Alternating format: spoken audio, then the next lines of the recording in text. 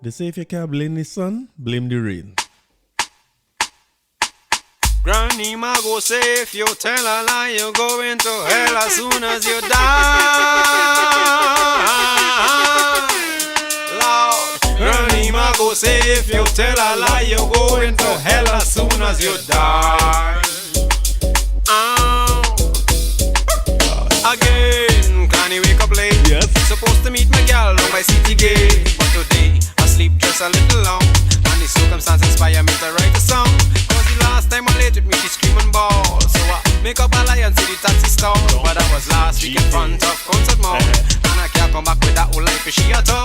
I know the sun real hot and the day dry. Yes. The white lie I make up go make you cry as the excuse for my tardiness. For my girlfriend not to hack up when she moodiness. There's a flood on the main road. On the main road. But I don't think I'm coming on at the relief is low. But there's a flood on the main road. There's a flood on the main road. On the main road. I don't think I'm coming on at the relief is low. Cause there's a flood on the main road. Listen, if you're not listening to this, welcome to Query Shepherd Podcast. This is episode 119. Welcome on board to everybody who's been listening. Welcome to all the people who knew. I hope I say that right. If you're not listening in Trinidad and Tobago, right, you might not know that we are under yellow alert and it's not the UNC, right? Evening, baby, I'm feeling sick. A bad roti put me in the toilet. Lord. And as I leaving home, Samantha call. Cause Clanny getting big in the dance hall. But I can't tell me darling that at all. So I lie and tear by me. The rain that fall and cause a flood On the main road. Fly, yeah, Holly enjoy the long weekend. I enjoy mine too much. I know no recording. Whatever day this come out, I just recorded before it come out, right? Usually I'm on board every Tuesday morning early, but you know how it go. When rain fall, we reach to work late, right? The relief is low, but there's a Flood on the main road. Hey, every now and again you have to find an excuse to play a legend, and I want to say again, as I say about many artists, that Carnival is a better place when Ataclanin is in the mix. There's a flood. There is. We calling Clanny with all this rain that falling. Hey, the man said he get inspired to write this song, you know, the circumstances make him write this song. So with all this rain and real flooding now, Ataclan had to give you something, right? I'm a bad man, but I don't like to disappoint my baby. No. When I lay like a stop, she from leaving me. Yes. And if you see she face, boy, she real cute. And you know what a clan is a good brute. But anytime I tell she the whole truth, she just tune and hit me a hard boot. So there's a flood on the main road. Fly on the main road. Hey, I hope everybody enjoyed the Diwali weekend. Shub Diwali, happy Diwali to everybody. We try and light a little days home. We try and walk around the area and see, you know, what we could partake in the festivities. As I tell Ole, on a little diet, right? Salute to my trainer. You know what I mean? The man is a little bit abusive at this point. It starts off nice way, you know what I mean? We just doing a little exercise and we doing a little diet, but he started to get a little abusive now, getting rough. But that's good. I think that's exactly what I need. So salute to my trainer, David. We on it, so I ain't eat none of these sweets. I eat a little bit of roti. And we enjoyed the Diwali. I hope all had a good Diwali too. So we here for episode 119 where we started. We start with the culture. We promised that we're going to do that. And this was a long weekend where the festivities for Tobago Carnival started.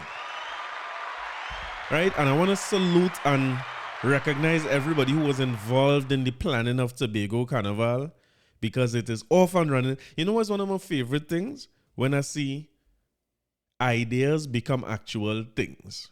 You know what I mean? When I see somebody who come up with an idea and had plenty talk about it and them thing, and eventually you see it turn into a reality and you see the thing actually executed.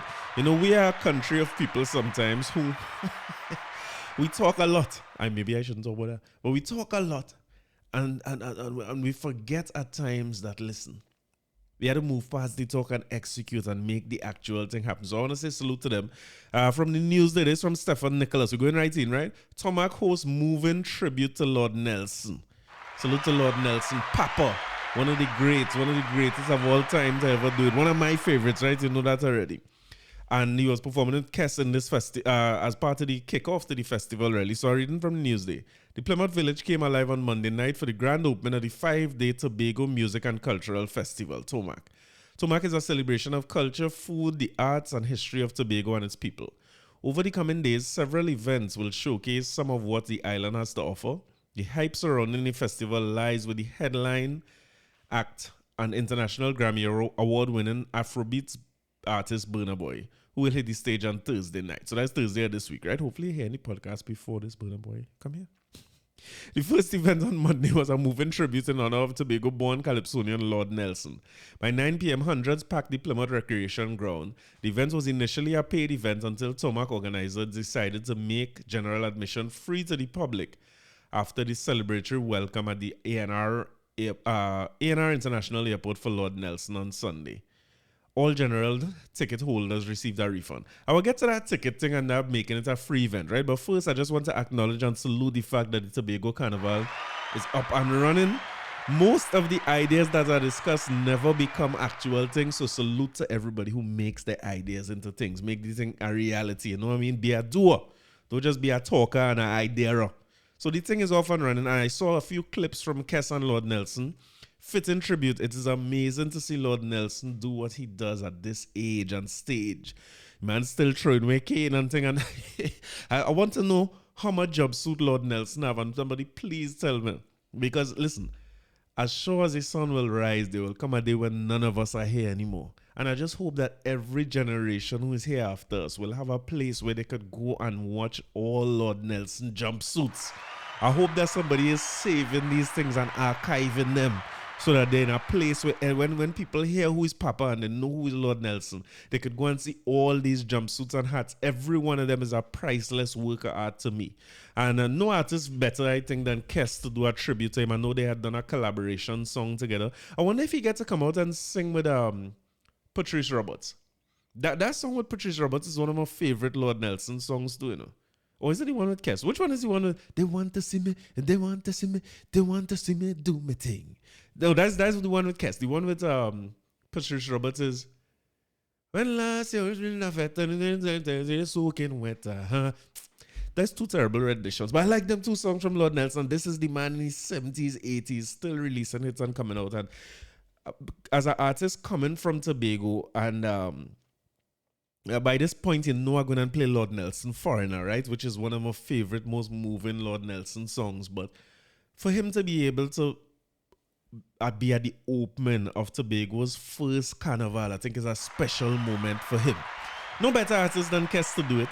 I know Sean Winchester was part of the show, and I want to give them all the praise before I go into some, I don't want to say critique or criticism, but some things that I find could have been done differently, right? I know the relationship that Kes and Lord Nelson probably have. They have songs together and stuff, but when you have an artist like Sean Winchester who's right there in Tobago and it's Tobago open, I understand that Kes will probably sell more tickets than Sean Winchester, but if you don't make this thing a free event, why not let Sean Winchester do that tribute to Lord Nelson? I ain't complaining. I don't want to come across as I complaining, because as I say, the most important thing is that the thing come off, and I appreciate that it come off. So I want to keep that first and foremost, but it will be such a special moment for Sean Winchester and Lord Nelson to share that stage as two Tobagonian boys. Are we boys, right? Two are we boys. Look at do the thing with them. Sean Winchester band is capable of playing anything Kes band could play.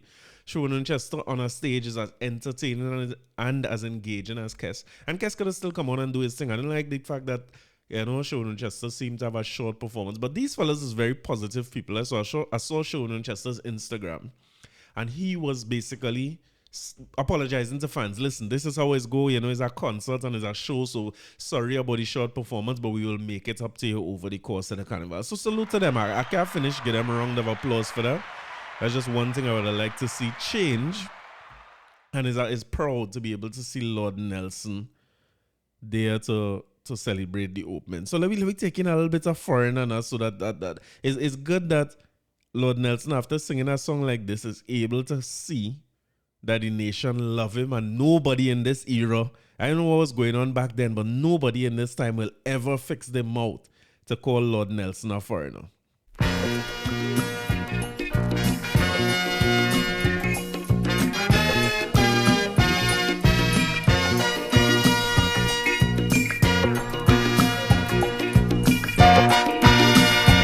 Yes? I don't mind when they try to treat me unkind and take away what is mine. These are things I could put behind. But I demand respect from the countryman who at least they should understand. In a way, I'm an alien, partisan man who believe. Me own people call me foreigner, foreigner.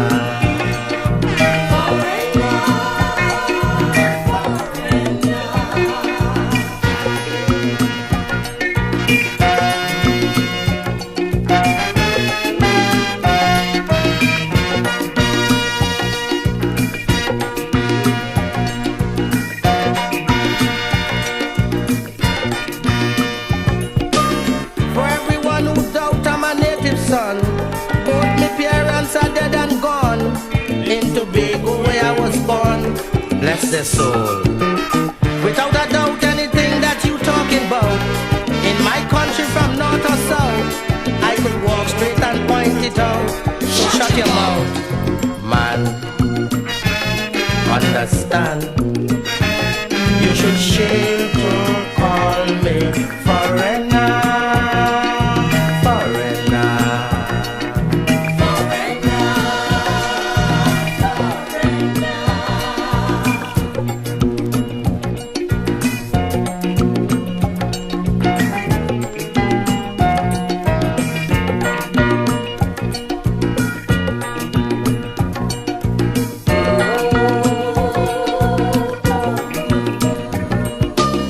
I was around when they now bring trolley in town, and tram car running up and down, round the savannah, round and round. I was there when the preacher they call Nosegay, beg them crucify him up there. His I will run to drag him away. So when you say, man, in my land, immigration stamp me foreigner, foreigner.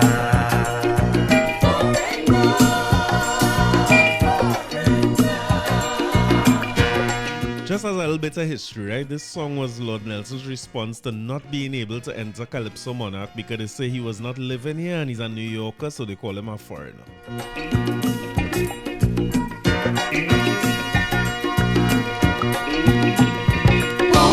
Who else gonna know but a man born in Tobago, who see Big Jackson Bonito, does just stay so and jump ashore. And who again will know Sukuya and Dwen, and La Jabless walking like men, telling you go, come let we go, mama yo, so I come, Yes? so I go, but don't ever call me foreigner, foreigner. Hey, song to put water in your eye, you know, one of the greatest, you know. So salute to them again, about 1,000 salutes. Now I want to address this thing with the tickets, right? Because this was billed as the biggest show to open the thing. And I've been one here who come in and say, listen, if all this sell out Tobago Carnival, Wally bringing Burna Boy 4 if Tobago Carnival sold out, as always saying, and you know, I mean, the thing's supposed to be the biggest show. Why not put Burna Boy in jazz? But the fact that these tickets were given away is an indication to me that Tobago Carnival is not sold out as we thought. I also hearing radio ads for Burna Boy. I did not expect to hear this. I thought Burna Boy was sold out. I seen billboard, what is called them thing where it's put on the lamppost again? People making sign and putting on lamppost with QR code for you to scan and buy Burna Boy tickets. Clear indications that Burna Boy is might not be a sold out show as I would have thought. Additionally, when you listen to the radio, they're giving away packages for people to go to Burna Boy. I wanted to go back in the days of Chinese Laundry, in particular in 96.1, when they used to have all the big shows in Trinidad. Matt Miller used to put on very big shows, Chinese Laundry. That was the big concerts back in the day. Like I hear a show, Sizzler, Luciano, Capleton, and Anthony B. If I know, and Coco T.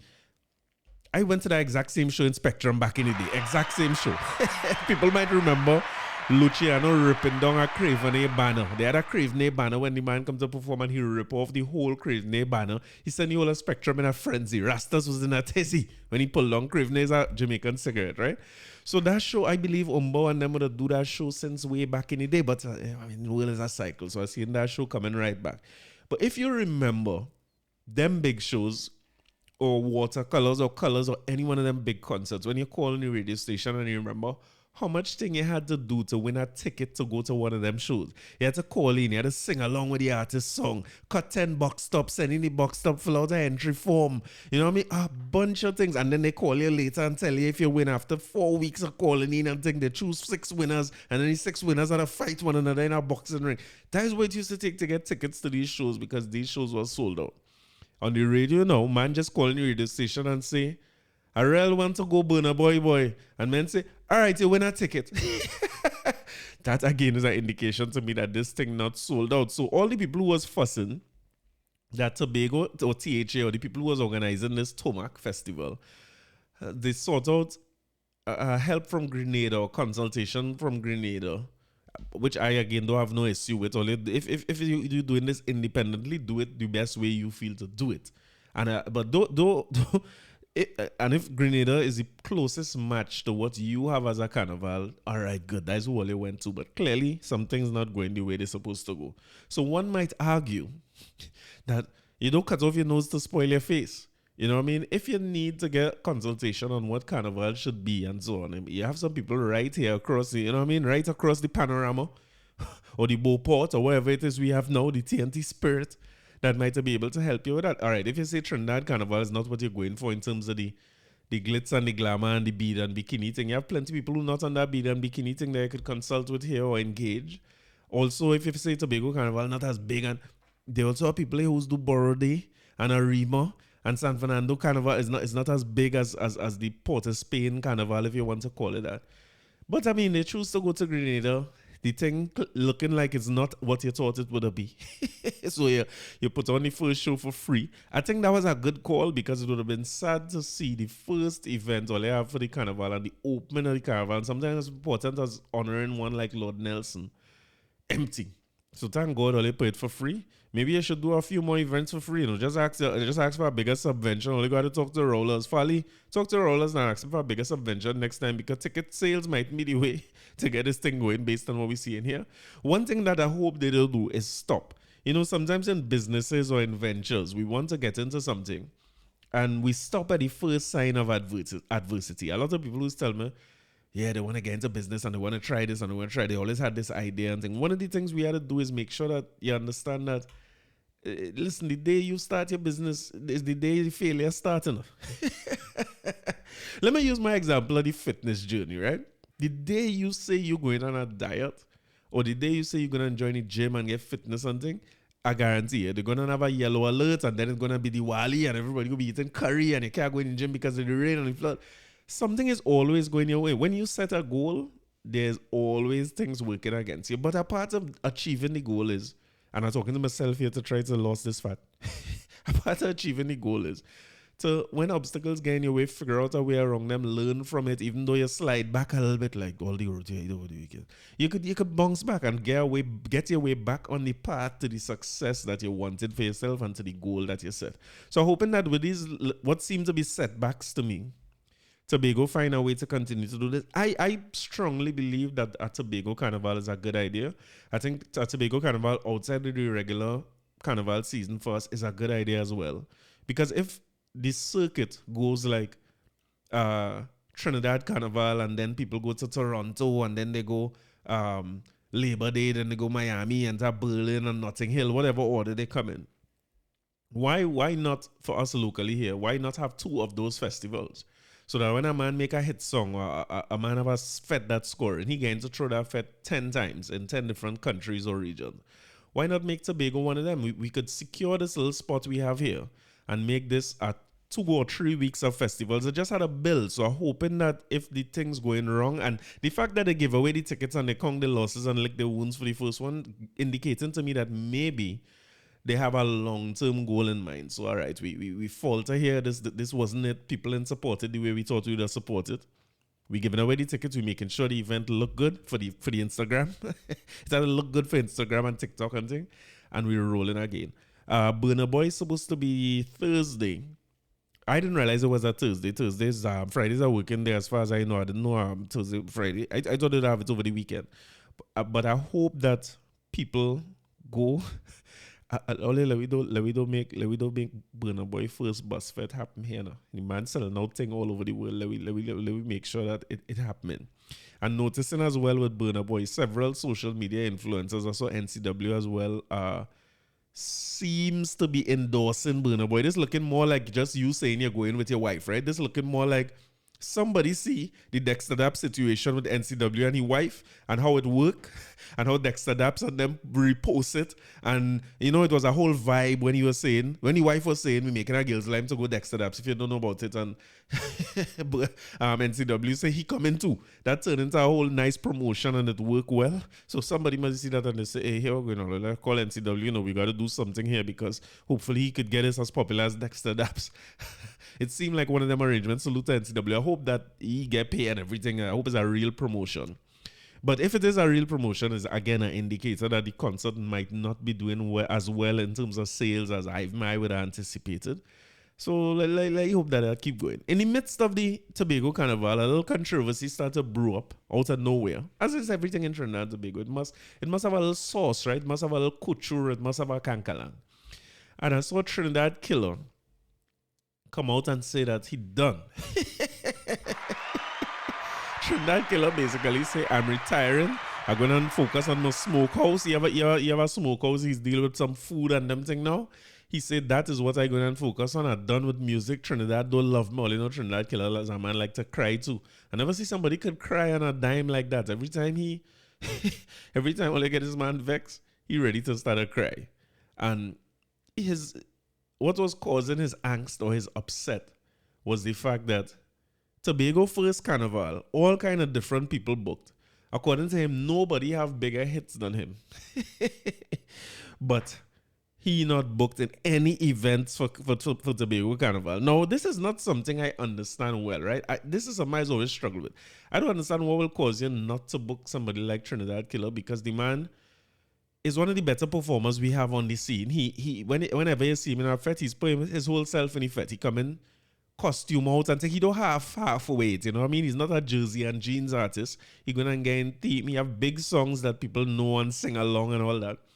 And he gonna give you his everything in a fete. They have several. If you go to his Instagram page and you watch clips of him performing, the man is a performer in real life, you know.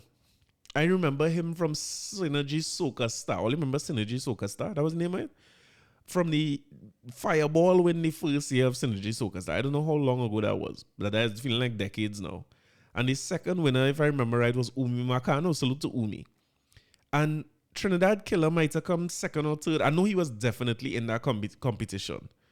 Umi would have been there. Kimba Sozano would have been that same one, or he was only one with Fireball. But the point I'm making is, Trinidad Killer was around since then. He had sing a Pussycat song then, if I remember right. And this song wasn't the greatest song. It was a vibe, I could tell you, because them times I was working with Sony Ericsson. So we used to be at all the performances. And I could tell you that he was one of the most anticipated performers on Synergy Soca Star back in the day. And his song wasn't the greatest song he ever sang. I'm sure he don't perform that now, and I'm sure you would admit that it wasn't his greatest effort. But this is, I'm talking about, we starting to head towards 20 years since that happened, right? And this one I'm understanding. After somebody who's been around for so long established themselves as a veteran in this thing, you have songs that globally known. Apparently, you know, Godman and She-Hole is one of them. It's not the cleanest song we ever had. But everybody like this song. I don't care what nobody say. People just like to say, well, the lyrics explicit and think, everybody like that song, because all the uptown people who know all the right words and they know the difference between there, and there, and it's talking all these things, all of them, when you see they drink the little sauce and they go in a dance, all of them singing the same thing. You know what I mean? All of them enjoy it and them say, you know what's another song like that where I see uptown people and the brightest people in the country who like to talk about this and that and this music is a degradation of society and all this kind of thing. I was talk proper, all the convent types and the Fatima types and so on. All of them was in dance doing touch your ankle, give me a little sample, touch your ankle. Because everybody, I don't care where you come from in uptown, I don't care what decent is, everybody likes to touch their ankle. Everybody ankle needs touching at some point in time. People need to stop playing all them kind of prude kind of thing, right? But I don't understand, like, what causes, like, how promoters work the thing out. You know, I'm a marketing guy, right? So I just try to figure out, okay, how will you put on the best product for people to get them to? So you think you're looking at in the FET space, right? Is you had to put out a product that people like. Your product is consistent of the DJs you choose, the artists you choose, the ambience and the decor and so on. What kind of drinks, what your bar saying and them kind of thing. What kind of facilities you have at the place, right? Your venue and so on will contribute greatly to who come to your FET. So there's so many different elements go into it. But I would think that Trinidad Killer is not the most expensive man to book if you look at the landscape of all the artists that there. And I think he could pull people and sell tickets, or worst case scenario, if let me say Voice, right? So the argument is that Voice fighting down Trinidad Killer is something that you hear all the time. So his accusation is that Voice and them say if they book for a show, Trinidad Killer cannot be on the show. And I just find that strange, boy. I don't know if artists have that much power over promoters that they could dictate to a promoter who should be there and who shouldn't be there. I am a doubt. Somebody who in the business and who know this better than me go to tell me that them things really happen. I find it hard to believe things like that. I think a promoter interested in making his money, and once he could, if you have a budget, 100,000, and you go and book artists, he going to get the best bang for his 100 grand or his 20 grand or whatever it is you have that you have to pay artists to come there and perform. So I don't see how one artist could tell you, hey, if he did, me coming. Maybe I'm wrong about that. But for so many events to be booked, and Trinidad Killer had to be one of the top artists in the country in terms of the songs he have and the performances he doing. I just find it strange that he not booked for any other, not even none of the little small events. Well, fast forward to now, it turned out that maybe they ran to work for him and the crying and the packing up, because with all the crying and thing, he's showing you all the costumes he had for all his different performances. He's showing you that as part of the retirement, right? That was on Instagram. So I think he make a good little advertisement for himself. And the man end up in the Tobago Carnival. I don't know if he in the Tobago Carnival on an event that Voice would do, but he in the Tobago Carnival. And if I listen to something Trinidad Madman is sing, which I cannot play on this podcast at any point in time, right? It's not that kind of FET. But he booked for events and Trinidad Killer not booked. So it's something that I don't understand at all. And for all the people who like to talk about the lyrics, and if you're singing all kind of thing and you're singing all kind of violence and your songs crude and there's this and that, I want you hold this for me. Feel the power, feel the power, feel the power, nice sweet soca. Feel the power, feel the power, feel the power, nice sweet soca. Feel the power, yes. Feel the power, feel the power, nice sweet soca. Feel the power, feel the power, feel the power, nice sweet soca. Tuesday morning we coming down. Yes. Truck passing through Chinatown. Glass in my hand, sipping me rum, and I'm not running from the sun. Rum in my veins and in my face. I hope I mightn't be out of place. I'm taking that wine, don't watch no face. I know I would have in the right place. Digest. Carnival is a time to relieve your stress. Digest. Carnival is a time we have no time to rest. Uptown, downtown, them want to zest. The old and the young coming out of the nest. Only rum shots and we head in a mess. Put up your hand if you're blessed. When the rum hit my head and the truck hit the road and the gun in abundance, whining low, yeah. Whining low, yeah. What you call that? Digest. Carnival is a time to relieve your stress. Digest. Carnival is a time we have no time to rest. Feel the power, feel the power, feel the power, night sweet soca. Feel the power, feel the power, feel the power, the night sweet soca. I want to tell me what's wrong with that song. For all the people who say, no, they sing this and they sing that, bitch, and I want to tell me what's wrong with that song. Big song, you know what I mean? Anyway, it go it working. But as he said, truck passing through Chinatown. Now, this is a strange one, right? Over the course of last week, I saw some videos going around on some Instagram. You know, first thing in the morning when you wake up, I see Chinese, who is the promoter. If you know, Chinatown is a big event, right? Chinatown over the years has been one of the biggest events that have inside and outside the carnival. Because if I remember right, Chinatown was not initially a FET. The first Chinatown I remember was outside of the carnival season. And then they start having a Chinatown during FET season and outside of FET season. Somebody could correct me if I'm wrong there, right? But I saw the promoter, Chinese, come out and say that he is not, I think it's Ryan Sinhong, I hope I pronounce his name right. But he come out and say he's no longer doing Chinatown. He's hanging up the guns for Chinatown, starting by cancelling an event over the last weekend, which was Diwali weekend, a long weekend. And as according to him, as a sold out event. Not so much Tobago Carnival kind of sold out, right? Sold out event. And he, due to what's happening in the country with the level of crime, which coincidentally our police commissioner, who is now returned to his acting position, McDonald Jacob, has come out and finally said that the crime situation is out of hand. And once again, you know what I mean? And I'll call it anonymous. And acknowledgement or recognition that you have a problem is the first step in the 12 steps. Well, McDonald Jacob come out and say now that crime is a problem. You know what I mean? Captain Obvious again. But Chinese, basically, he is also the morning show announcer at 96.7, right? So when you're on the morning show, I listen to Blaze and JW every morning, and they are people that I take pattern after. Dale and Tony, JW and Blaze and Miles. I listen to them a lot to try to feel what it takes to be entertaining for a couple hours, right? And how do they deal with all the news and all the different issues that they have? I'll give you an example, right? I was listening to them, I believe it was Tuesday morning, and there's a popular caller by the name of Maracas who came on.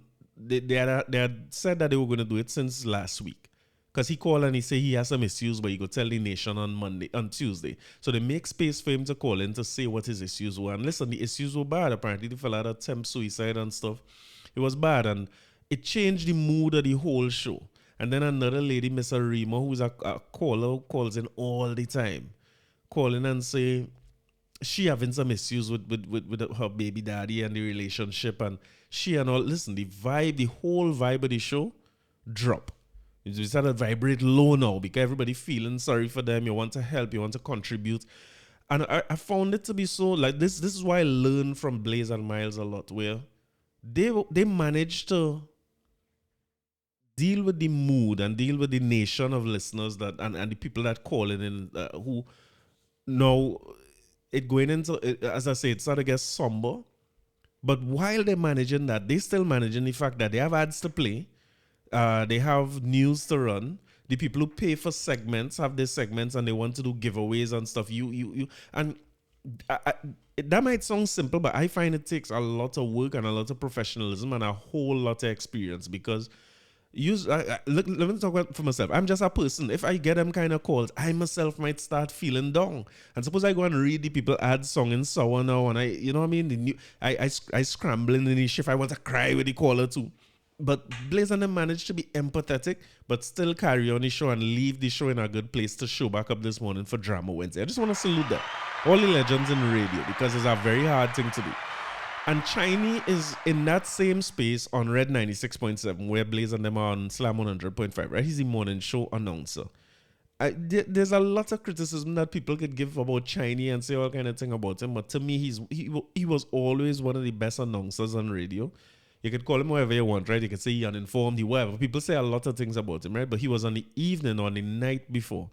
And the reason I say he's one of the best is because he engaged in the man entertaining. It is hard. No, let me tell you, right? It is hard to get people to listen to anything for an hour and a half. And these fellas on for 3 hours entertaining people, have callers that call in loyally. And so that's very, very hard to do. So he came out and basically said that with the state of the nation and the things that are going on, he can no longer in good conscience keep a show like Chinatown for people to come out and be entertained and entertain themselves and so on. And he's cancelling Chinatown and refunding all the tickets from a sold-out event. I want to hear from him directly, right? This resonates with me, especially today, right? Because I'm using my tongue. In my perspective, my brother, my prerogative, right? And now I'm only human. Yeah. And there's something that I have to tell the nation that they are expecting me to say to them. Because this weekend would have been Chinatown, right? Mm-hmm. And unfortunately, my dear friends, there will be no Chinatown. There will be no Chinatown. Alright? There will be no event coming this Sunday. Okay. This has been a personal fight in terms of myself and me being a countryman. Right? My country comes first before profit for me. Right. Some may say whatever they want to say, but I am standing on my ground. I am not a primary school person. I am in tertiary, where the industry is concerned. Oh, in the industry. And I don't see it fit for us to revel and have fun on Sunday. So that was it. The event is cancelled. Everybody who was supposed to go to the event would have getting money returned. Again, the debate started to be then, was the event really sold out? It seemed as though people doubt that the event was sold out. People started to say, well, ticket sales must not have been the same. That's why he backing out of the event and trying to use this as a political, or you know what I mean, a PR stunt. Now, what I want to say first and foremost is salute to Chinese. Because whatever the background is, we will never know the what's happening behind the scenes that would have caused them to cancel. So we could only go based on his word. And the thing about it is this, regardless of what you might say about whether the event was sold out or not, or why he would have stopped it, there's no doubt that Chinatown was a successful brand that has been around for a long, long time. I just want us to appreciate how difficult it is as a business person to make a conscious decision for any reason to put a brand to rest. When you have a brand, brands can last hundreds of years. You need to talk about brands like Coca-Cola, or even locally here, you have SM Jaleel, have a set of brands like Chubby and Buster and them thing. Yeah, Sasha Cosmetics, Angostura Bitters. We have those are some of the biggest brands we have in the country. Can you imagine one of those brands coming out and say, listen, we no longer making this thing, or we no longer doing this thing? That's not something he could do lightly. So he said that what he's going to do is turn Chinatown into an NGO. I was not very clear from him as to what was the focus of the NGO, but because he said that the state of the country, referring directly to crime and the amount of people who died and stuff in the country under the gun and under gang activity and criminal activity, if he's saying that is the reason why he canceling the event, I'm assuming that the NGO he is launching, that will now be named Chinatown, will do something to address that situation, either helping people who are victims of crime or helping people to not make the choice to go into crime. I'll say that China has one of the most influential voices in the nation. Remember, it had three big urban stations here, 96.1, 96.7, 100.5. I want to venture as far as to say most of the people who are, and Boom Champion, most of the people who you might see on the streets who might be contributing to the crime station are more likely to listen to one of these four stations than 95.5 or Sweet 100 for the 100 Days of Christmas. They're more likely to turn into the urban station.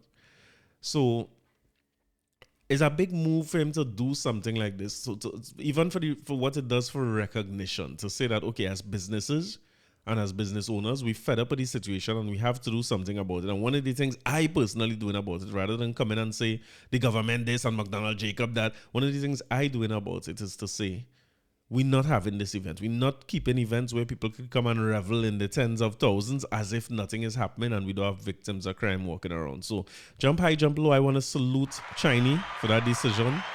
You could say whatever you want about it. I think is a noble decision regardless of what the motive would be. And sometimes when we question the motives, it's almost like we sometimes say nobody ain't doing nothing and everybody think and everybody greedy and businesses there's only 1% and blah blah blah. And when somebody who making money, you know what I mean? Nobody can tell me Chinatown wasn't profitable. If you want to tell me this last event didn't sell out, cool. Come and tell me how it wasn't profitable over the years and it wasn't something that, even if it bust, and he could have given a tip, he could have simply come and say, I'm making Chinatown a free event, just like Tobago Carnival did with Kesson and Lord Nelson, right? He could have do something like that and nobody would have been none the wiser. The event would have been looking good, and even though he take a L, he could have bounced back next year Carnival, which is just now with the same Chinatown brand name, and push the tickets and see what he could do differently to make sure that the event sell out. People say that because it was on the same weekend with Tobago Carnival, nobody ain't coming out. Look, Tobago Carnival gain weight tickets. So it does not matter to me what the motive would have been to come out and make a statement like this when you're on one of the number one radio stations and on the morning shift, which is the most important shift on any radio station. along with the fact that you're on a radio station that speaks to this demographic directly, I don't know how we could do anything but salute that. I want to acknowledge what he said. I hope that we could find out more about the NGO and how he plans to roll it out and where's the problem he's trying to solve and how we could contribute.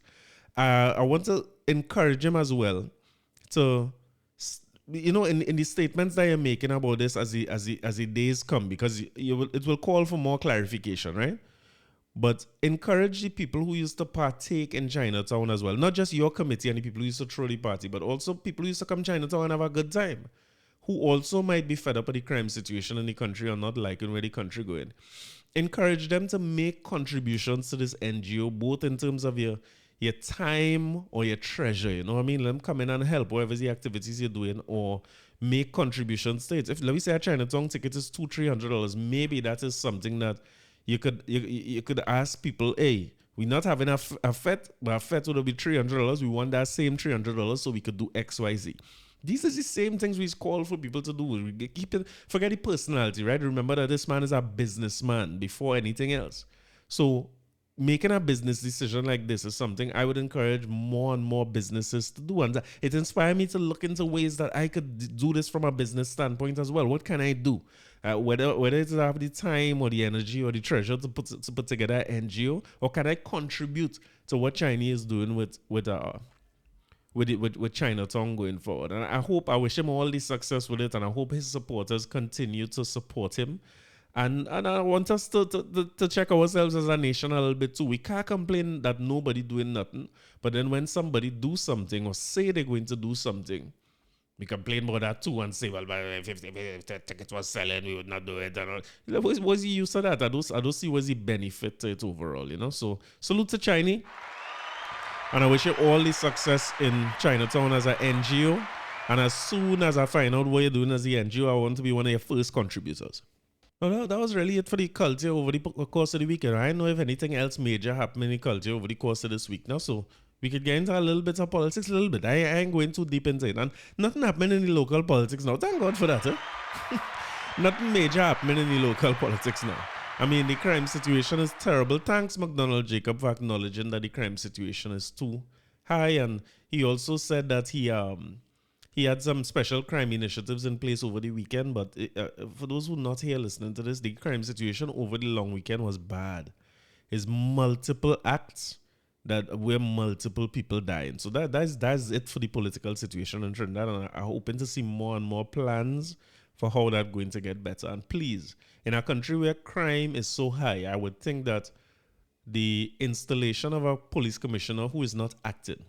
We don't have time for a temporary situation where a police commissioner is concerned. So just how man is make adjustments and make laws and think this pass fast when all you need to get passed and thing. All you do what it takes to get a proper commissioner in place. Not that the police commissioner will go and be the be all and end all of crime, but I think where crime is high, violent crime in particular, the police commissioner is too important a position to have you acting and then a woman come in, she acting, and then you come back acting. I mean, we need to get past that point now. In foreign politics, I want to go to a report on a third world country. Since we were talking about a first world country all the time in Trinidad and Tobago, I want to talk about a third world country that is known as the United Kingdom, where I always talk about how much elections we just have in a 5-year period when we're supposed to be electing a government once every 5 years. But these people in England, they're going off because this is about the 25th president or prime minister in the last year and a half.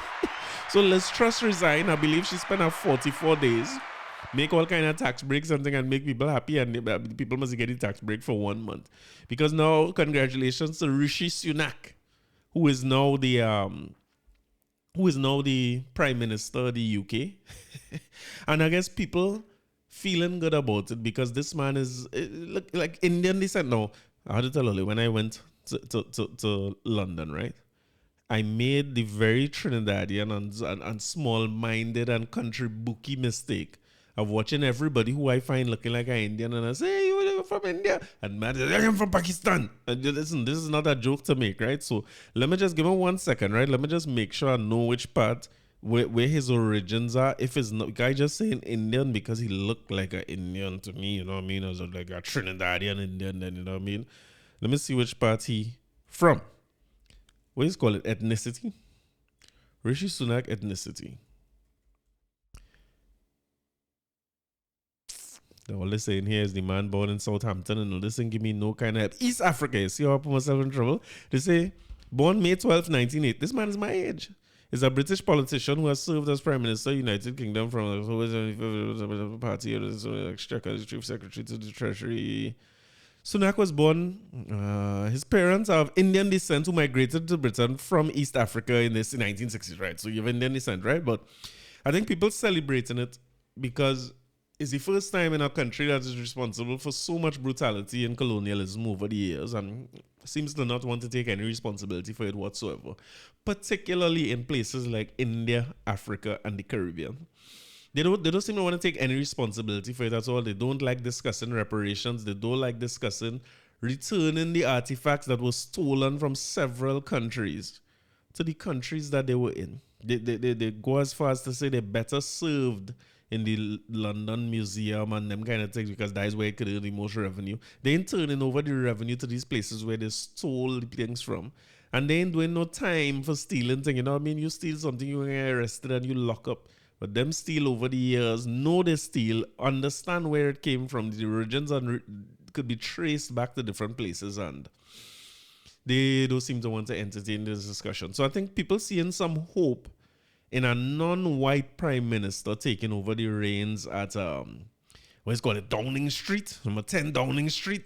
So I just want to give people a reminder that our politician is still a politician, right? I am eager to see what Rishi's saying.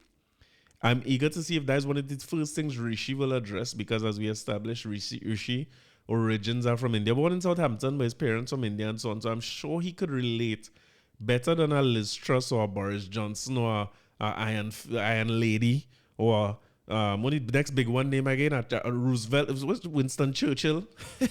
I'm sure that he could relate better to the struggles of many nations under colonialisms and the fact that a lot of the resources of nations have been raped, pillaged, plundered, and stolen. He could relate better. I'm hoping he could relate better than most people. Some people are also quick to point out that he is from the same elite class in England, and he may be more connected to the elite whites than he is to his own people or his own countrymen, where he would have come from.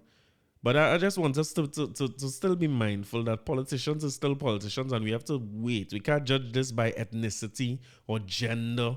We have to wait for actual policy to see what this man doing, and let's hear his utterances as he settles into power. But congratulations to him. Congratulations to him. At least from the standpoint of our figurehead, it looks better, you know what I mean? So that some people will be born into a world where not every world leader is white. And I think it shapes their perception of not just what the world is, but what they can accomplish and what they can do. I don't think we pay enough attention to the fact that we grew up in a time where everybody on TV was white. And it affects how you think about yourself and your own, I don't want to go as far as to say self-esteem, but collective self-esteem. Where we just may not imagine the same things or we may put boundaries on ourselves that not necessarily there at all. So when you have more children being born into a world where not everybody is an old white man who run in the place, I think it changes your perception of self collectively, right? Just remember that, as I say, politicians is politicians, and I wish they would be honest and true to themselves and true to us and just say, listen, I come here to get rich, but while I get rich, I go build a some bridge, I will change the education system. I could live with that and I could vote for that still if that is the case. So just be honest and let me see what Rishi said. Now, having said that, I want to introduce you to the most honest politician I've ever seen in my life. A man by the name of Mike Itkis. I'm not making this up, This is from City and State in New York, right? The headline reads, Manhattan congressional candidate publishes a porn video to highlight his sex-positive platform. Mike Itkis is running against Representative Jerry Nadler and wants to legalize sex work. I like this already. In a grunt for attention, third-party congressional candidate Mike Itkis has released a sex tape to highlight his sex-positive campaign platform. All right, so he gets a sex tape and he's saying, I mean, it's a sex tape all over the place. So we'll make this any different. The 53-year-old Army cyber operations officer is bound to lose to Jerry Nadler in Manhattan's 12th Congressional District. But he posted a 13-minute video to a popular online porn site of him having sex with porn performer Nicole Sage as a conversation piece, he told City and State. Oh, wait. Mike Itkis is starring in his own sex tape. This is special. So he running for Congress. And he running on the ticket of legalizing sex work among some other things, right? And the way there's a little campaign managers tell you, well, all right, be active on social media, walk around and kiss babies. Well, let me tell you something. Don't let Mike kiss your baby. Mike is kissing other things. His name is it kissing. So this guy made a 13-minute porn with a porn star as what he called a conversation piece. He said, if I would just talk about it, it would demonstrate my commitment to the issue. And the fact that I actually did it was a huge learning experience and it influenced some items on my platform. I like that. The man learned a lot. No, listen. Come on. I mean, we had to see this sex tape. I mean, come on. What is we here for? If you see this, no, I don't know no porn sites, right? So I had to Google what is a porn site. All right, I see one come up here. Maybe you could check this. And let me see if we could find my boy Mike Itkis. Listen, I just want to be known that after I open this podcast could finish right now. Me and Bong to record nothing else. Where is Mike Itkis? I need to, and we had to see Mike. What's going on here? There's a lot. For the people listening, I wanted to say thank God you're listening, right? And for the people on YouTube, I will not subject you to this. But I do want to see what my guy's sex tape was about. Let me see what this thing about now. Hello, I'm Nicole Sage. Hi, Nicole. I am aware that I'm about to perform in a non-condom boy-girl scene. No one is forcing me to be here. I am not under the influence of drugs or alcohol. And yeah. Well, Mike. All right. So, actually, come here. Okay. So, look, Mike. we have seen each other's tests. Right. We're good to go. Right. We are both over the age of 18 and consent to our scene today. We have gone over our do's and don'ts. Okay. And our safe word is stop. Mike, listen. Mike, I'm voting for Mike Itkis. I just want to know who in the local politics, what are they going to do for we? What are they going to do for we in the local political scene? Somebody had to take a bite for it. Well, pardon, right? Maybe, all right, forget it. Let me don't do nothing. In the local scene might be a little bit, you know what I mean? It's them don't make no scene. I think I wouldn't watch it.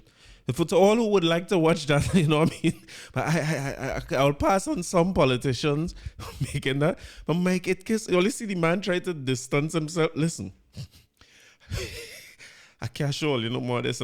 I can't show this on this podcast, but I would like to encourage people who are so inclined, right? This is for research purposes only. I want you to please go on all your favorites. I know I don't do these things, right? But if you could find a pornographic site, I know this is beneath you, but just for entertainment purposes, you need to see. You need to see Mike Itkis sex tape because the men and them put a big disclaimer at the front to make sure that everybody know that he's safe. The man do the politician thing and start off by saying there's consenting and thing. And just like how I do in research, the man open with a deep dive. You know what I mean? Salute to Mike Itkis, one of the greatest politicians of all time. You cannot make this stuff up. It's unbelievable. So, I hope he gets through as the senator or whatever it is he's running for. I'm so confused now. Well, let me try and find the next topic to talk about it because I don't know what happened. Sorry, but the next topic is actually the same. We're going into a topic that is much the same because I read in the newspaper last week. Unfortunately, let me get back into serious mode.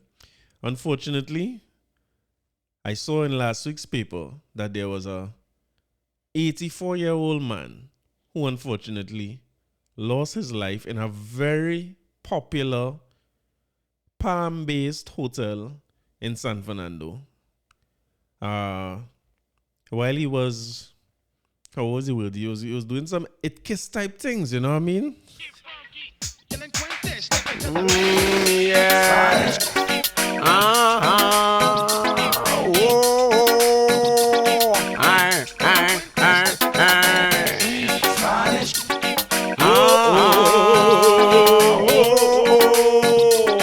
I really want to dance with you.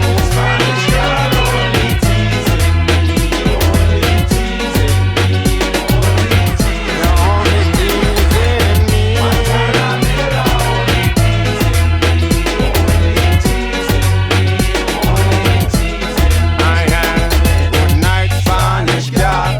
My name is Clanny. Yes. I'm checking out how you're watching me. So I decided to take a little chance. Come up behind you and ask for a dance. Watching a boy like you have some class. Yes. But I find that You're you moving fast. And slow. I must admit you're kinda cute. Hands in the back. But you need to slow down, and that is the truth. Spanish girl only teasing me. Reading from the Express. Police responded to a call at a guest house in San Fernando where an 84-year-old man died on Tuesday. Serious matters, right? The deceased of Gasparillo was found unresponsive in one of the rooms where he had accompanied a 33-year-old woman. Police reports stated that around 1:45 p.m. daytime too, a team of police officers from the San Fernando CID responded to the report of a man found unresponsive at the guest house. A district medical officer examined the body and ordered its removal to the San Fernando mortuary, where an autopsy was expected to be done. Police interviewed the woman who told officers that they were in one of the rooms when she went to the bathroom.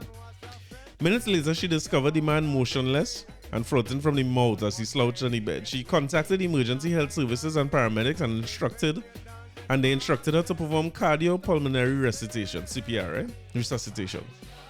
But he could not be revived. EHS and paramedics also responded and examined the man, however, no vitals were detected. Apparently in this story, right, the woman find the man unresponsive and she just let the people know, you know. She say, hey, what's going on? He unresponsive and this ain't looking good, and I try CPR and it didn't work. So I gone, this is his name, you know what I mean? Call it, contact the family and so on. Because I don't want the family come and meet me here.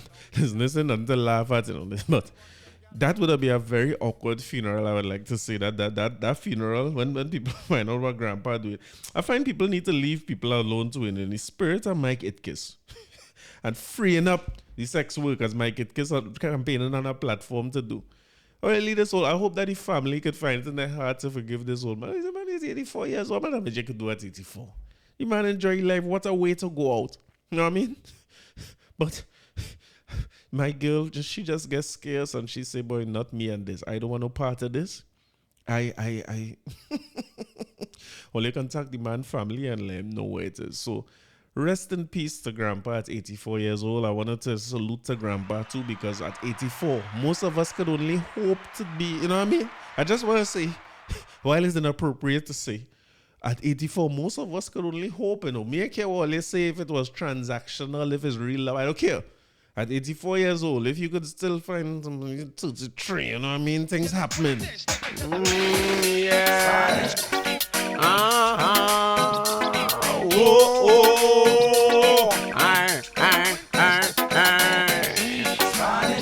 Listen, I don't know about this situation. I just playing a song because Ataclan is one of the greatest of all time. Really want to dance with you. Teasing me, only teasing me. You're only teasing me. Only teasing me. I am good night Spanish girl. My name is Clanny. I'm checking out how you're watching me. So I decided to take a little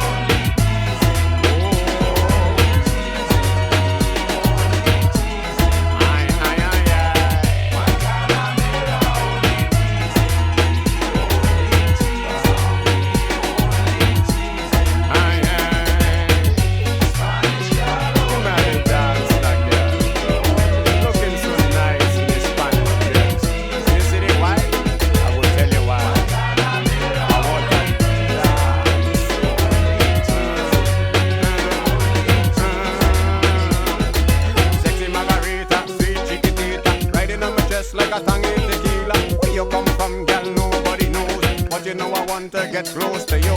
Spanish gal, where you from? Come inside my island, looking nice inside the party tonight. Yeah, yeah. Oh, Spanish gal, I really love when you dance. I really want some romance. Only tease the Spanish girl. Only teasing me. Oh, my disclaimer, I don't know nothing about the people's situation, but salute to Pops. Rest in peace, Pops. He went out, you know what I mean? Which man wouldn't want to go? So, we'll study what they say in the funeral about you, boy. It done happen already, it's so. Lily Pops alone. Staying international or going back international, I had to talk about this Kanye West situation again. Because I avoided it for a long time, and then I think I talked about it a little bit last week, and it continued to get progressively worse, right? So I just want to make some things clear, right? That I'm not excusing Kanye West's behavior. I'm always me to excuse his behavior. You're responsible for the things you say. Whether, as I say, you might have mental issues or whatever the situation might be. I think all of us have mental issues and high levels of stress that we deal with in today's world. And none of us more than, no time more than coming out of COVID and all the stresses that would have added. All of us have them things to deal with, but the thing about it is we're still responsible and accountable for the things that we say and do. And now we're seeing Kanye West being made to pay for almost all the things that he says or has said and has done over the last week or so. Where to start with Kanye? He's now been terminated his partnerships with Gap, with Yeezy, with Anna Wintour and Vogue magazine, which he coveted so much, with Balenciaga. All those things have gone down the drain basically, and everybody distancing themselves from Kanye West over the last week. We saw when he wore the White Lives Matter t-shirt at Paris Fashion Week, and we heard his attempt to justify why he wore that and what it meant and all that, and we saw him on Drink Champs. The Drink Champs thing hurt my head bottom because subsequent to that, he's being sued by George Floyd's family for $250 million. But boy, listen, this is a microcosm of the greater macrocosm. I could say that. Because beyond Kanye, right, before we get on to what Kanye is, these issues tend to show some of the divisiveness among us. Like it shed light on some of the ways that we think. Because after he made this statement on Drink Champs about George Floyd not dying from the fella Derek Chauvin's knee on his neck like that, and he had fentanyl in his system, and this is something that Candace Owens and the likes of her and the ideas that she supports and ideologies, they have pushed this from since the beginning. There's a documentary apparently going around, which I'm not going to watch really, that apparently attempts to justify the fact that fentanyl was the thing that killed him, even though the court that America believes in so much has already decided that it was Derek Chauvin's fault, and he's been convicted along with his cohorts for the killing of George Floyd. And I think the simplest thing I heard online, I want to believe is Charlemagne that said it, or if not, is somebody who was on a podcast I listened to called Flagrant 2 with Andrew Schultz. There's a guy called Alex who runs a company called Alex Media, so a podcasting network or studio.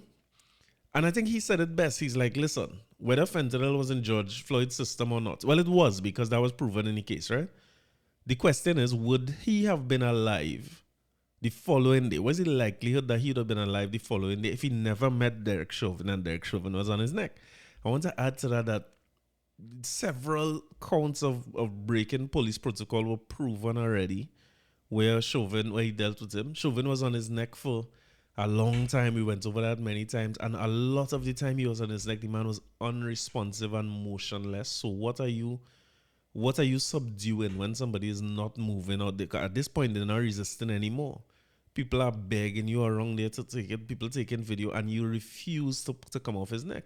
And I just as an experiment, anybody who believes that this is just conspiracy talk and George Floyd wasn't, I don't understand how come we get so caught up in the rhetoric of politicians that we stop making decisions for ourselves, and we seem to want to wait on what our collective political body says, and then we stick to whatever that rhetoric is. It's very, I'm not even sure if we like that in Trinidad that much, but very much so in the States. It's like once I am a Democrat, I must agree with Democrats all the time. Once I'm Republican, I must agree with Republicans and I must support Republicans and I must follow the narrative or continue to perpetuate this story, whether I feel it's true or not. And as like I say, England's a third world country, America just as third world with this ridiculousness. And so all you believe in our court system so much. But when the court system make a ruling, all is still coming out and say, I saw not Bill Maher, what's my guy who used to do the Daily Show before Trevor Noah again? I saw him on his own show on Apple TV, Apple Plus TV recently. And debating with that guy about the idea behind a stolen election. And he's like, listen, there's no evidence to show anything about a stolen election. I believe it's in Arizona. And he said, well, they still refuse to say. While you're investigating it or finding more claims, no matter how those claims get refuted, you all refuse to say that the election wasn't stolen. So you're sticking to the narrative whether evidence is presented or not, which is a very Trumpian thing because Donald Trump, I think wisely and very smartly and shrewdly as the businessman he is, came up with a term called fake news, which he could just basically say there's fake news and then there's no fact anymore. Because if it's against you and you don't want to acknowledge it, he could just simply say it's fake and continue with what he was talking about before. And when I say the Kanye story has shown a certain amount of divisiveness, this is what I mean, because I heard Andrew Schultz on that podcast spend a lot of time talking about, he did have fentanyl in the system. And listen, those things inconsequential. There's not part of the discussion at all. You see, you're on the man's neck for however long. It did not matter at that point if he had weed in his system or whatever he would have had. You kill the man. So whether you acknowledge it or not, and I don't know what he could do to acknowledge it more than the court saying outright he had fentanyl in the system. So right, that is acknowledged. Can you now acknowledge that Derek Chauvin killed the man? He's a murderer. Whatever class of murder they charge him for manslaughter, right? And it led to this whole judge. So Kanye is repeating this rhetoric that it is fake and it was trumped up and it was an idea of just making Black Lives Matter movement come up. It's beyond my pay grade. I'm not smart enough to understand how people come up with these things and what could the motive be to say that, hey, we come up with all this to make the world change. I'm not sure. I can't. If somebody can educate me to it, I'm always open to hear that. But I don't know what the motive could be to do that. But anyway, Kanye went on from that George Floyd statement in Drink Champs. Nori apologized. I think Nori should have never let him come on Drink Champs. It was a bad idea. Like, why did he do it? That is not in his pay grade. He cannot debate with Kanye West. He's not generally informed on a bunch of political issues. As you rightly say in his apology, the name of the show is Drink Champs, not Political Champs. I think you have to take that into consideration when they bring people on the show.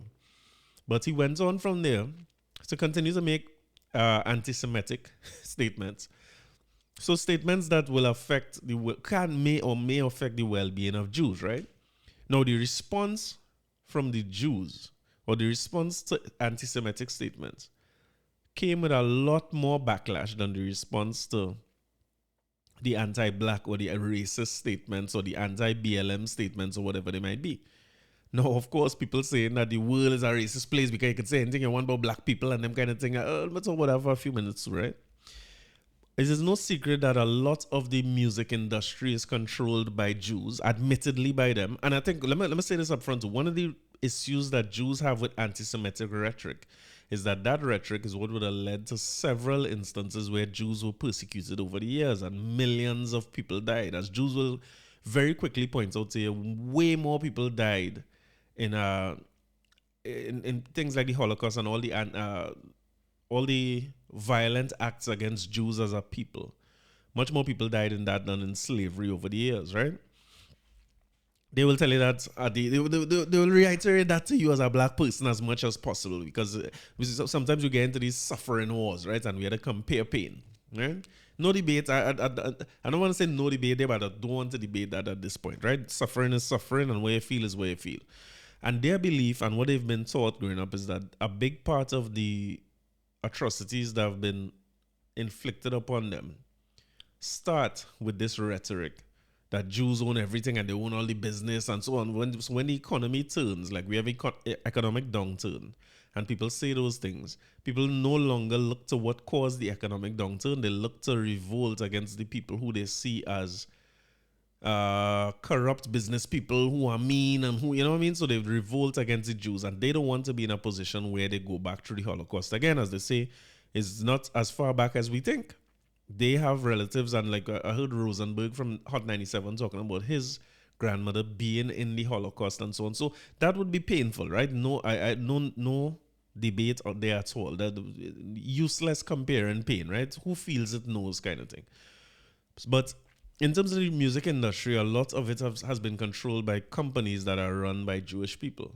And one of the things that people point to all the time, and Kanye West is saying it in his own way now, is that you could rap about songs about killing one another. You could say how much an N-word. You could talk about drugs and pushing. Whether the drugs was cocaine and heroin back in the day, or is Molly and Percocets and them things, you could sing about those things and get them approved by those Jewish media companies.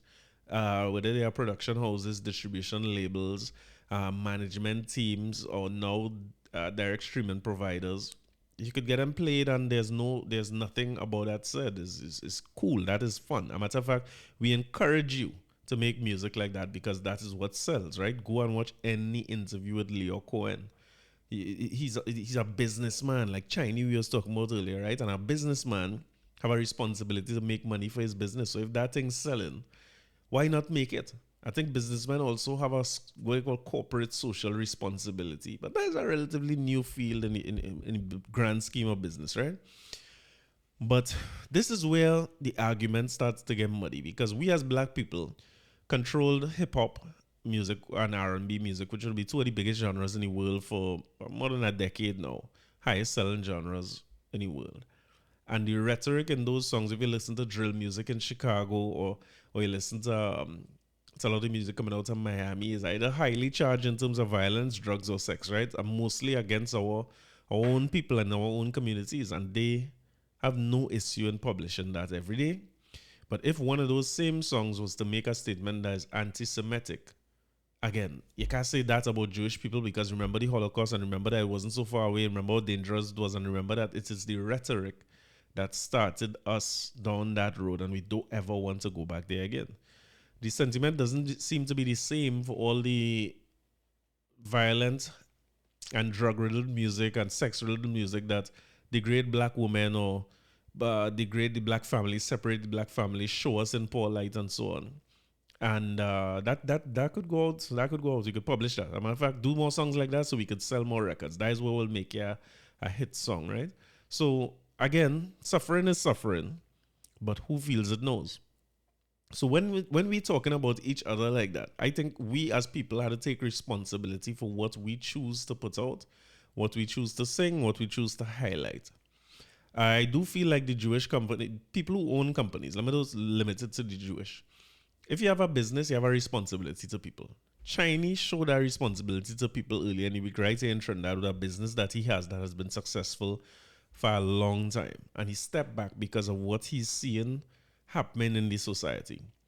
I think that any business owner could possibly do the same thing. Say, listen, I'm making money off this thing, yes, but look at what it is doing to our group. I am unaffected by this because I don't live among this group. I just around them when it's time. If you ever watch a movie Straight Outta Compton, it will give you a good example. I don't live here. I'm not affected by this. If all you want to bang and thing, all singing about all your life, I cool once I get my cut and I make my money. I'm smooth. Now, why is it that the backlash is so much bigger when you make anti-Semitic statements? Not just because Jews have suffered, black people suffer too. I think the difference is that Jews own things collectively. They own things, a lot of things. No, I don't want to say that they are to blame for where society is or where the economy is. I just say it as a statement of fact. They own some of the biggest law firms, the doctors, they've done well for themselves as a people, which I commend. I look up to that. I want to see how we could get there too. I can tell you that's my goal. I want to get there. I want to see how my businesses could flourish and become a point where I don't want any of my children or my children's children, I don't want them to have to work for nothing that they don't choose to work for. No matter, I don't care if they work for people or if they have their own businesses. I just don't want them to ever worry about money for generations to come, right? And remember that Kanye West is already there. Yeah? But one of the issues we have as people, right? Because I try to live my life like this, right? I cannot change nothing nobody do. I could barely affect the things people do. I could only change myself. I can only and that's hard to do. I tell all about the gym in the beginning of this episode, right? Changing myself is a hard thing to do. The discipline, the consistency, them things are hard. But I working on that all the time. So because it's so hard for me to change myself, I do not have the energy to try to change anybody else. I can't change nobody else. Anything I do to try to change anybody else around me is taken away from my energy and time and ability to change myself into where I want to be and what I want to end up as in this life. I could put it like that. So let's address ourselves as black people in the midst of this Kanye thing, right? Because there's a rhetoric really that says, hey, all of a sudden when we say anti-Semitic thing, everybody cancelled. And when you say black thing, nothing wrong. I don't think that's the issue at all. I think it's just the way how we cancel. Not that I believe in cancel culture at all, but black people cancel by protesting and stopping buying and don't come by your store again and don't listen to your music and them kind of thing. And the Jewish community is going to cancel you by removing your contracts out of the space. You have to take your money out of this bank. I'm using examples, right? You have to take your money out of this bank. You're no longer allowed to carry on this design collaboration because we don't associate ourselves with you. We distance ourselves from you. And that's what they do. and they do that because they can. And we don't do that because we can't. Because collectively we don't own a whole lot compared to other races or other groups of people. We just don't own a whole lot. Even the way we attempt to cancel people speaks directly to the fact that we are a consumer class. What we do is cancel people by not buying from them no more. Don't give them your money. You know what I mean? And listen, you start a little black business. You start off something and tell them how it goes in terms of getting people to buy from you and support you consistently and them kind of thing. There's a guy online I follow called Sire Collective.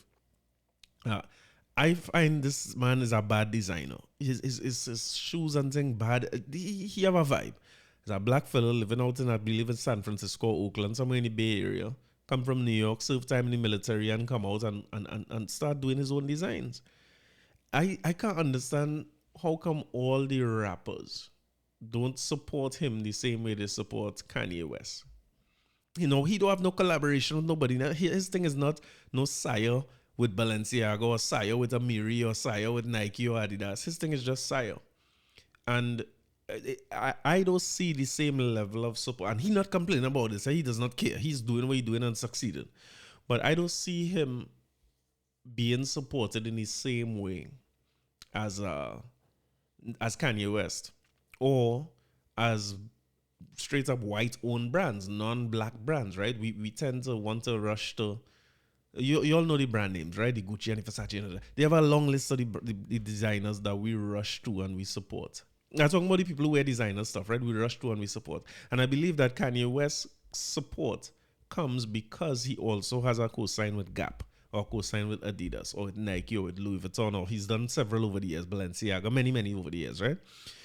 Same thing I could say for Virgil, rest in peace to him. He gets the support because he's aligned with those things. He aligned with something European or something white. When he tried to do it on his own as Yeezy, he was failing. He was losing money big time. Remember the argument with him and Sway? It's because he wanted the cosign from them because he knew that without that cosign, he wasn't getting people to sign up to him or all these celebrities to wear it proudly, like how they wear Gucci and Versace and them things proudly in music videos and everywhere they go, basically. The more important the event is, the more European we dress and the more European brands we buy. So the thing is this. He at a juncture now where all of them trying to separate themselves from him. I see his net worth going down to 400 million, which is still amazing. That is, remember that net worth is when you take all your assets and you minus all your liabilities. So even if you have a 400 million net worth, it means you're probably playing with billions anyway as companies and all the entities that you have. So it's just a difference in the way we can cancel people, the way we can cancel people because of our limited economic, not just resources, but our limited economic impact as black people, is that we stop buying from here. We cancel just like the consumer class that we are. So I don't think we should vex with the Jewish people. I think what we need to do is focus on us, like keep our energy on us. Keep our energy focused on how we could control our economic power, how we could decide where our dollars are spent, how we could decide who we engage, how we educate our children. We starting at a minus, yes. But the fact that we started on our minus mean even more. We can't study nobody else. We can't study these people. These people doing what they had to do to make sure it had no next Holocaust. We had to do what we had to do to make sure it have no next slavery. Whether it be physical, economic, financial, whatever. We had to do what we had to do. We had to focus on ourselves. We had to focus on how I could get my business to get to the next level so that I could make economic decisions that affect the way people think or affect the national voice or the global rhetoric. Where are our media companies? Where our, we simply don't have them, right? I don't want to go too deep into this, but I think is an issue. Just to wrap this up, right? One of the things that is so instructive about what I'm saying here is the fact that Adidas has said we are no longer associating ourselves with Kanye West because of anti-Semitic statements. When Adidas is documented as being a company that was started by and run by Nazis, who would be the people responsible for the Holocaust. Now you canceling a black man for anti-Semitic statements. All right, cool, good. You don't want anything to do with it? I probably would not want anything to do with it either, because I try not to say bad things about people. I don't like, you all saw this thing going on in the news this week about Diwali and don't eat from them people and if them people test and that. I don't join them thing. Bring all that Diwali food for me. I don't know when since people get this thing about press food on this, spray on the food on this, put the bar on people. I don't care. I eat and all that. I grew up in St. James. My belly hot.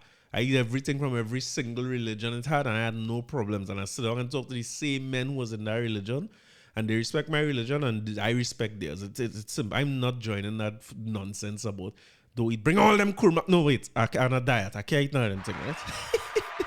Just in case my trainer hears this, right? I don't like that. I don't like to say bad things about people. I like to understand other people and see how people live and see what I could learn from them people. I feel I have a lot to learn from the way Jews live. And I'm just interested in what I could apply for my own life and to make my life better. But that same Adidas, moving away from a black person because of those statements, which I would have probably done. But was to move on from this, what's instructive? They remove Kanye West, but they said they're going to continue to sell Yeezys. But they will remove the name Yeezy. They continue to sell Yeezy designs, which means the slides and the shoes and all that. They're going to keep selling them. But they will just remove the Yeezy name from it. You just take a minute to think about that, right? All the man designs. In other words, you go because you're bad, you're anti-Semitic, and them kind of statements can't work for us Nazis. You know what I mean? You move away from here. But we can still sell them designs, don't you? Make that bread. You hold on to that and make what you will of that, right? In sports news, West Indies is terrible. Phil Simmons resigned. Puran, we ain't hear from you yet. Them men ain't make the World Cup, their World Cup qualifying rounds, which we should not be in as West Indies. We should be automatic qualifiers, but we's not that. And all they go on there and lost. So I think they lost to Lesotho, Madagascar, and like Turks and Caicos. We just lost to some team who didn't play cricket, Ireland, and them thing beating me. So Phil Simmons resigned. Coincidentally, Phil Simmons was one of the men responsible for Ireland getting where Guyana remind me when Guyana beats we up in the football under Jamal Shabazz. The Patriots are also terrible, bottom of the division. Chelsea, like they can't find their way. Every now and again they win, but there's as much as they win, they lost. But I mean, we're in top 4, so maybe I should celebrate that, you know what I mean? But Man City seem to be it again. Liverpool, thanks for struggling along with us. Liverpool and Man U and Arsenal, see Arsenal up there. Arsenal is the boys who's to catch this year. I hope Arsenal win it. I'm fed up seeing Man City win. But I just want to take a minute before I get out of here to salute to Fatima College and the Fatima youths now. All I know when I salute people is because I know people and I know this. You see this little youth man they call Elijah Nunes who scored a goal against Sawa is a youth I know. Salute to his parents. Do a great job raising this boys. This little fellow is on a next level. And I think he's playing left back. And when I see the goal that he scored, I've never seen anybody score a goal like that since under the Soca Warriors, a man by the name of Alvin Jones. Remember when Alvin Jones scored against the US to make sure that they didn't qualify? So we have a bright future for the country in terms of the Soca Warriors. Again, this Elijah should be there for 2026 World Cup and qualifying. I hope he's there. Salute my boy Amani Rowe. All the little youths in Fatima, all they doing a great job. When Barney, I have a cousin named Sheppy, remember Birdie and Barney? I wonder if it's still have a thing called the Birdie and Barney podcast with them fellas. But when he used to play for Fatima and I was growing up in St. James, he and Sean Ramdu, it had a bunch of men who was playing for Fatima, and Fatima was a big team in Intercol. when I was there, we was around, but we never win nothing from my recollection. And I don't think we win anything since. But these youth men seem to have what it takes to bring home the crown. So I want to salute to Hudson Baba Charles and the Fatima youths. I wish I would understand the little chant they do so I could play the chant here, but let me tell you something. Me understand these youths and them singing it. But the finals is on Wednesday at 3:30 down in the Ato Bolden Stadium. It would be better if they had do that on a Saturday, you know what I mean? Let everybody come out, because I remember the days when Fatima was playing St. Mary's and there was traffic all over town, like what the flood causing now. And when they have intercall in the stadium used to be full, like national games now, Soca Warriors senior team games now have less people than they used to have in the stadium for intercall when schools was playing.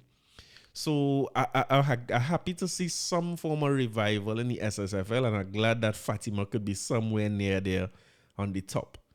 And just because of that, I would like to play the greatest football song ever created.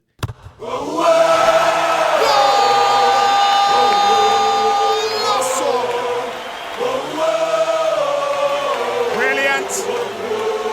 What a brilliant strike! Warrior, warrior, warrior, warrior, warrior, warrior, warrior, warrior. When we come, everybody's gonna get thrown out. Hey! We are warriors. Yeah. Fatima Warriors. We are warriors. Soca warriors. We are the children. We are the nation of the Soca warriors. Come again, come again, come again. Hey! We are warriors. Soca warriors. We are warriors. Soca warriors. We are the children. We are the nation of the Soca warriors. Give me now, give me now, give me now. Get start. Make noise. Fill the stadium with passion and joy. Get start. Make noise. Make it want to remember and enjoy. Hear me now. My team is ready to march and execute. On the field, the fire light up the boots. Strikers on the alert to spring loose. Break down your defense, aim to goal and shoot. We are warriors. Soca warriors. We are warriors. Give me now, give me now, give me now. What we say? We are the children. We are the nation of the Soca warriors. Soca warriors. We are warriors. Soca warriors. We are warriors. Soca warriors. We are the children. We are the nation of the Soca warriors. Give me now, give me now, give me now. Hey!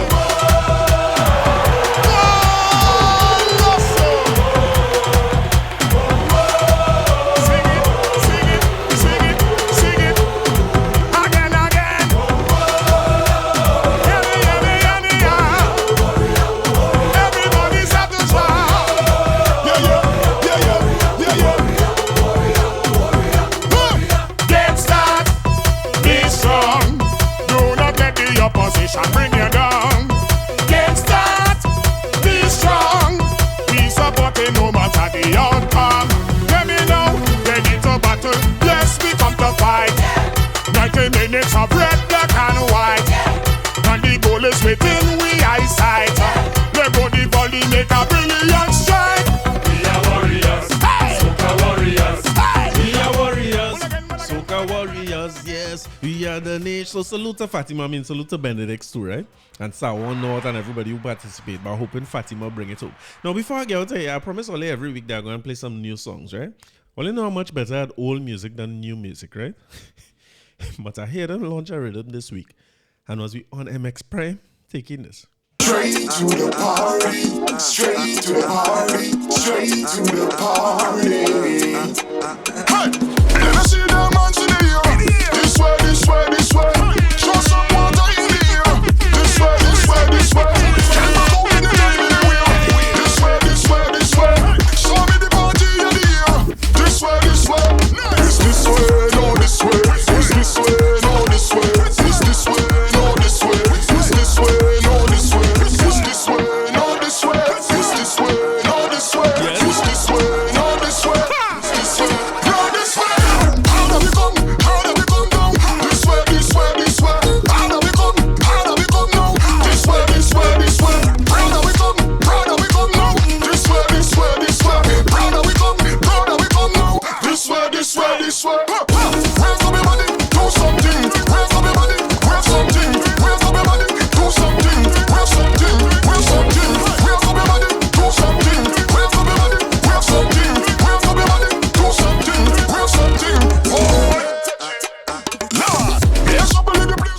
I don't know about genre of music and thing again. I don't know what this is, if it's soca or what. But you just know it bad. Listen to this, right? Yo, and JQ, watch it dance. But I can give a boof them again. Yo, Snow, big boy. That dance and you boof, boof, boof, big no. Boof, boof, boof, boof, boof. Kick with the boof, boof, boof. What crazy bigs? I saw the style look dancers to the boof, boof, boof. Watch it dip, boof, boof, boof, boof, boof. Kick with the boof, boof, boof. Watch but I skeng, you won't play a shoe. Snow I do the dance if you want catch a look. This come out the but I skeng dancing book. Anywhere we touch down, girl get. But vampire take it off when it cook. Anywhere run up, you know them get cook. Let out the big dance, roof, roof, roof. We not grow soft, you know we grow rough. Everybody come catch the boof, cause it tough. From your nose, say you wanna dance all lion. Everybody keen, but we can't lion. Energy king, DNA twins.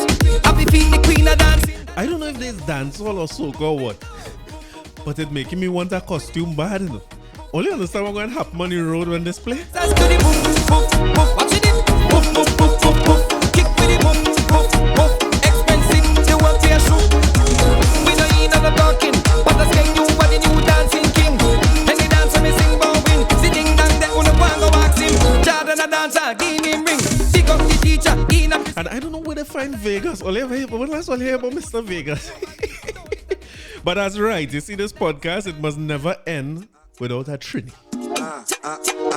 What are you doing? Everybody get up, get up, get up. Who does that? Wake up, yeah. Hey girl, it's a new dance. It's easy, everybody wanna learn how you tip up. Tip, tip on your toe, tip, tip up. Tip, tip on your toe. You drop it down, then you jiggle and catch. When you bounce it, you'll have all, oh gosh. And if it's a dancer, you see you got skill. One step forward, walk, take, walk. How you walk and tip, you'll walk. How you walk and tip, you'll walk. How you walk and tip, You walk and tip, till you walk and tip, you'll walk. how you walk and tip, you'll walk. How you walk and tip, you'll walk. How you walk and tip. You walk and tip, till you walk and tip. If you a dancer, make it wine faster. When you the press dancing on the answer. You wine too fast, it make me catch asthma. So let me see you go, girl. When you tip on your toe, I love it so. Wine and rock out and drop it low. You say you love the sound and the calypso. So let me see you go, girl. How you walk and tip, you'll walk. How you walk and tip, you'll walk. How you walk and tip. You walk and tip, till you walk and tip, you'll walk. How you walk and tip, you'll walk. How you walk and tip, you'll walk. How you walk and tip. You walk and tip, till you walk and tip. I know to tell you who that is right now, right? I know if you ain't listening to this. If you're listening to this, you're supposed to know that is young brother, right? But I'm leaving all there. I'm going to see you all next week. All have a safe and productive week. We have a yellow alert. All be safe. So all the foreigners who want a yellow alert, all enjoy all the nice weather wherever all is. And I will talk to all next week. Bye. You'll walk. How you walk and tip. You walk and tip, till you walk and tip, you'll walk. How you walk and tip, you'll walk.